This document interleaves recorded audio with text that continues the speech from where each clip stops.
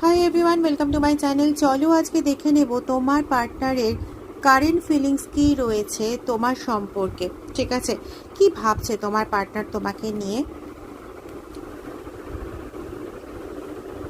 দেখো, সে ভাবছে যে তার যে ভাবনা চিন্তা রয়েছে টুয়ার্ডস তোমার দিকে, সেটা সম্পূর্ণরূপে ট্রু।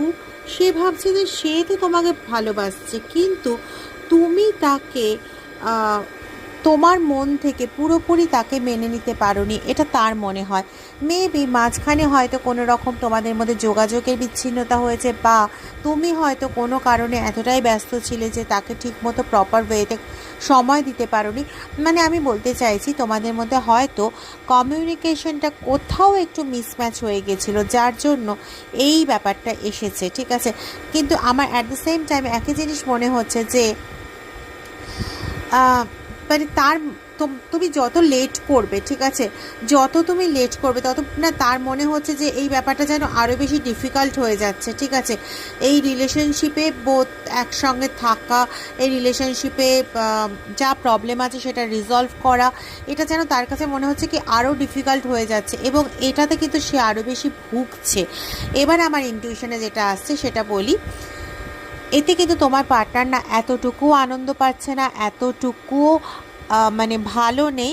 সে হয়তো তোমাকে ওপর দেখানো এরকম দেখাচ্ছে যে তার কিছু যায় আসছে না, তো হয়তো তোমাকে কিছু ক্ষেত্রে ইগনোর করছে, তাতে তোমার মনে হচ্ছে ঠিক এই জিনিসটা, কিন্তু অ্যাকচুয়ালি এই ব্যাপারটা কোনোভাবে সামহাও তোমার দ্বারা কোনো প্রেশারে পড়ে হোক বা যে কোনোভাবে হোক তোমার দ্বারা এটা ঘটে গেছে। ও কিন্তু নিজে সেটাতে ভুগছে, এবং ভুগছে আজকে তোমাকে সে বোঝাতে চাইছে যে এরকম আমার এরকম কোনো কিছু নেই, আমি এরকম কোনো কিছু করি না, কোনো ব্যাপার না, মানে রিলেশনশিপ থাক যাক কোনো ব্যাপার না। আর তোমার মনে হচ্ছে ওর দেখানোটা সত্যি, কিন্তু বন্ধু একটা কথাই বলবো, ওর দেখানোটা কিন্তু সম্পূর্ণ মিথ্যে। তুমি ওর সঙ্গে ডিটেলে কথা বলো, কথা বললেই না ভেতরের আসল নরম রূপটা, তোমার পার্টনারের নরম রূপটা না তোমার সামনে বেরিয়ে আসবে।